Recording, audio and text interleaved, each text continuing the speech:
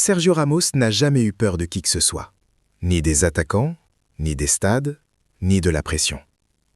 Il a bâti sa carrière sur la confrontation, sur les duels, sur ces moments où la peur était censée disparaître.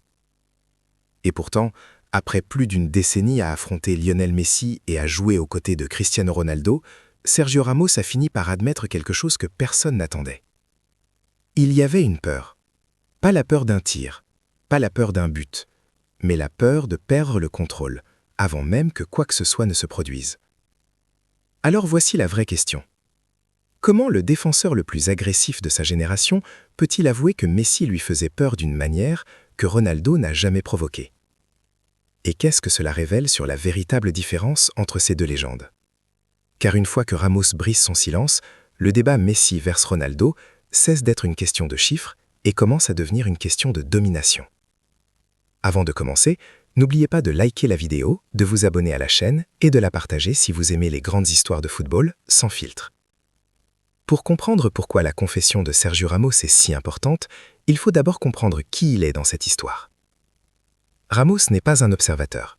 Il n'est pas un commentateur qui regarde en arrière de l'extérieur. Il est l'un des très rares joueurs de l'histoire du football à avoir passé des années debout directement entre Lionel Messi et le but, tout en partageant le vestiaire avec Cristiano Ronaldo au sommet de sa puissance. Plus de 40 classicos, des nuits de Ligue des Champions sous une pression extrême, des courses au titre décidées à quelques centimètres, par des fautes, des duels et des moments de chaos pur. Durant ces mêmes années, Lionel Messi redéfinissait ce que signifiait la domination.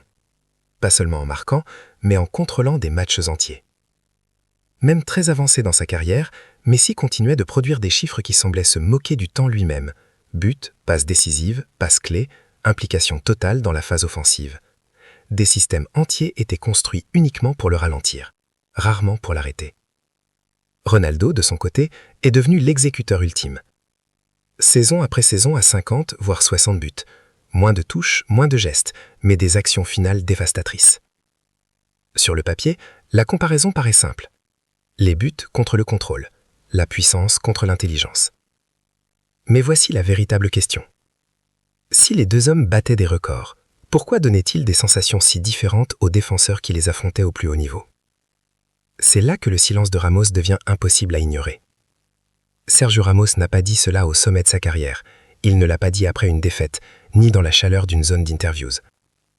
Il l'a dit plus tard, quand le bruit s'était estompé, quand les stades ne scandaient plus son nom, quand il n'y avait plus rien à prouver. Ce timing est essentiel. Parce que durant ces années au Real Madrid, admettre la peur, même symbolique, était impensable. On attendait de vous que vous dominiez, que vous intimidiez, que vous ne montriez rien. Surtout face à Messi. Ramos l'a affronté lorsque le FC Barcelone était à son apogée chirurgical, quand une seule touche suffisait à déplacer toute la ligne défensive, quand Messi descendait de 5 mètres et soudain, le jeu cessait d'avoir de sens. Et c'est là que la confession commence à prendre forme. Ramos ne parlait pas d'être battu en 1 contre 1. Il ne parlait pas de dribble, de petits ponts ou de but. Il parlait de quelque chose de plus troublant. Le moment où vous réalisez que vous ne réagissez plus au jeu, mais que vous réagissez aux décisions d'un seul joueur. Face à Messi, laisse entendre Ramos, il y avait des matchs où les défenseurs avaient l'impression que le terrain rétrécissait, où le placement devenait un doute, où avancer était aussi dangereux que reculer. Pas parce que Messi était plus rapide, pas parce qu'il était plus fort, mais parce qu'il était déjà ailleurs, mentalement, tactiquement, avec un coup d'avance. Ce n'est pas de la peur au sens traditionnel, c'est une perte de contrôle. Et pour un défenseur comme Ramos, c'est le pire des cauchemars. Quand Sergio Ramos parle de Cristiano Ronaldo, le ton est différent. Il y a du respect, il y a de l'admiration, mais il y a aussi de la clarté. Ronaldo, explique Ramos, était un problème que l'on pouvait définir. On savait d'où venait le danger, on connaissait les zones qu'il voulait attaquer, on savait qu'une seule erreur, une seule seconde d'hésitation pouvait décider du match. Face à Ronaldo, la mission était brutale mais simple. Survivre à l'instant. Couper le centre, gagner le duel, contrer le tir. Et si vous échouiez, la punition était immédiate. Messi était différent. Ramos ne décrit pas cela comme un duel, mais une lente érosion de la certitude. Avec Messi, rien n'explosait immédiatement. Il n'y avait aucun signe d'alerte évident. À la place, le ballon revenait sans cesse. Des passes courtes, de petits mouvements, des ajustements invisibles. Et soudain, toute la structure défensive semblait instable. Est-ce que vous sortez pour le presser? Il glisse le ballon dans votre dos. Est-ce que vous restez sur votre ligne? Il entre tranquillement dans l'espace que vous étiez censé contrôler. Ramos n'avait pas peur de la frappe de Messi. Il avait peur de ce que Messi faisait avant la frappe. Parce que Messi n'attaquait pas seulement les défenseurs, il attaquait leur confiance. Face à Ronaldo, explique Ramos, vous pouviez perdre un duel et repartir de zéro. Face à Messi, une seule mauvaise décision restait dans votre tête pendant 10 minutes. Voilà la différence. L'un punit les erreurs, l'autre les crée. Et c'est pour cela que pour un défenseur bâti sur le contrôle et l'autorité, Messi représentait quelque chose de bien plus perturbant que la puissance brute. Lorsque l'on replace la confession de Sergio Ramos dans l'histoire du football, elle devient encore plus révélatrice. Les grands défenseurs ont toujours affronté de grands attaquants. Paolo Maldini a affronté Ronaldo Nazario, Alessandro Nesta a affronté Zidane, Carles Puyal a affronté Ronaldinho. Ils parlent tous de difficultés, ils parlent tous de danger. Mais très peu parlent de désorientation. C'est là que Messi se distingue. Historiquement, les défenseurs sont formés pour répondre aux menaces. On ferme les angles, on protège les zones, on suit des schémas. Messi brise les schémas. Ramos suggère que face à Messi, la discipline tactique elle-même devient fragile, parce que Messi n'attaque pas là où le système lui dit d'attaquer. Il attaque là où le système hésite. Un pas en avant du milieu de terrain, il descend entre les lignes. Un défenseur qui sort de sa position, il trouve la course du troisième homme. La conséquence n'est pas seulement un but, c'est une réaction chaîne en caste.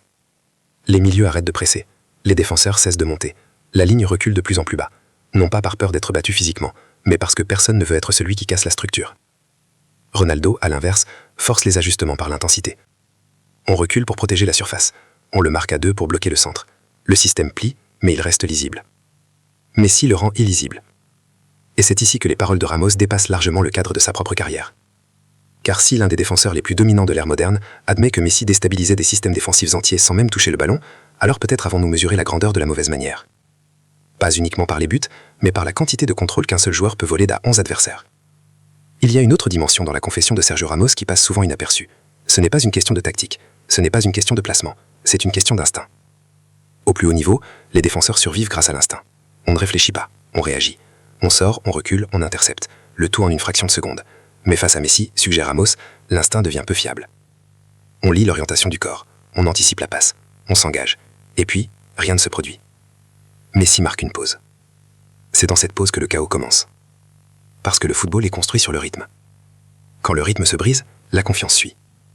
Ramos explique que les défenseurs ont commencé à douter de mouvements qu'ils avaient répétés des milliers de fois. Est-ce que je sors maintenant? Ou est-ce que j'étends une seconde de plus? Cette hésitation n'apparaît pas dans les statistiques, mais elle se propage. Un défenseur hésite, la ligne recule. La ligne recule, le milieu se replie. Le milieu se replie, Messi contrôle l'espace entre les zones. Ronaldo n'aurait jamais besoin de cette pause. Sa menace était explosive, directe, immédiate. Vous réagissiez à retard, vous étiez puni. Messi vous punissez pour avoir réagi trop tôt. Cette différence change tout. Ramos laisse entendre que c'est pour cela que certes match contre Barcelone semblait perdu, même lorsque le score était à égalité, même lorsque Madrid dominait physiquement, parce que mentalement, le match avait déjà basculé. Et c'est peut-être la vérité la plus inconfortable de sa confession. Messi n'attendait pas les erreurs. Il plantait le doute et laissait les défenseurs se détruire eux-mêmes. Il y avait des soirs où le tableau d'affichage indiquait où tout était sous contrôle. Le Real Madrid devant, le public en feu, les duels gagnés, le combat physique dominé. Et pourtant, Sergio Ramos savait que quelque chose n'allait pas. C'était les soirs les plus dangereux. Parce que Messi n'avait pas raté, il n'avait pas fait de passe décisive, il n'avait même pas accéléré, mais il avait touché le ballon, encore et encore. Ramos décrit des claicos où Barcelone semblait infaucifire mais impossible à tuer. Chaque dégagement revenait, chaque deuxième ballon trouvait les pieds de Messi. La guerre psychologique ne commençait pas dans la surface, elle commençait 30 mètres plus loin. Messi recevait dos au jeu, complètement encerclé, pas de dribble, pas de prise de risque. Juste une passe courte. Mais à chaque touche de balle, le message était clair. C'est vous qui courez, pas moi. C'est à ce moment-là que les défenseurs commencent à sentir le temps leur échapper. Vous défendez pendant 5 minutes, puis 10, puis 20. Les jambes vont bien, les poumons vont bien, mais l'esprit est épuisé. Ramos explique que c'est là que le leadership devient fragile. Vous criez des consignes qui ne fonctionnent plus. Vous exigez une concentration qui ne peut plus être maintenue. Parce que vous ne réagissez plus aux attaques. Vous réagissez à l'inéluctable. La menace de Ronaldo arrivait comme une tempête. Vous vous y prépariez. Vous vous blindiez. Messi arrivait comme l'érosion. Au moment où vous réalisiez ce qui se passait, le sol sous vos pieds a déjà bougé. Et c'est pour cela que certaines des performances les plus dominantes de Messi n'ont jamais fini dans les vidéos d'highlights. Parce qu'elles n'explosaient pas. Elles étouffaient. La confession de Ramos ne peut fin au débat Messi vers Ronaldo. Elle en change l'angle. Pendant des années, la discussion était dominée par les chiffres. But par saison, triplé, ballon d'or. Mais Ramos introduit une autre mesure. Une mesure qui n'apparaît jamais sur une feuille de statistiques. L'influence sur la peur. L'influence sur la prise de décision. L'influence sur le temps lui-même. Parce que lorsque les défenseurs hésitent, les secondes s'étirent. Lorsque les milieux doutent, l'espace se multiplie. L'héritage de Messi, à travers les mots de Ramos, devient quelque chose de plus profond que la simple productivité. Il devient environnemental. Il ne se contente pas de marquer, il modifie les comportements. L'héritage de Ronaldo est différent, mais tout aussi monumental. Il représente l'inéluctabilité, la certitude qu'un moment va arriver, et que lorsqu'il arrivera, il sera décisif. Messi représente l'incertitude, la lente érosion de la structure, la sensation que le match vous échappe sans la moindre action spectaculaire. Et cela soulève une dernière question, inconfortable. Ce type de domination peut-il encore exister? Nous voyons des athlètes explosifs, nous voyons des buteurs efficaces, mais voyons-nous encore des joueurs capables de faire douter des équipes entières sur leur placement, leur timing, leur identité? Ramos semble suggérer que ce type de contrôle est plus rare que les buts, plus rare que les trophées. Et c'est peut-être pour cela que, même aujourd'hui, les défenseurs parlent toujours de Messi sur un temps différent. Pas avec de la colère, pas avec de la rivalité, mais avec un respect silencieux réservé à quelque chose qui n'en jamais totalement résolu. Sergio Ramos n'a pas désigné vainqueur, il a révélé un ressenti. Et parfois, les ressentis disent plus long que tous les trophées. Ronaldo punissait les erreurs, Messi crée le doute. L'un décidait des matchs dans des vaprisacés, l'autre volait le contrôle pendant 90 minutes. À travers la confession de Ramos,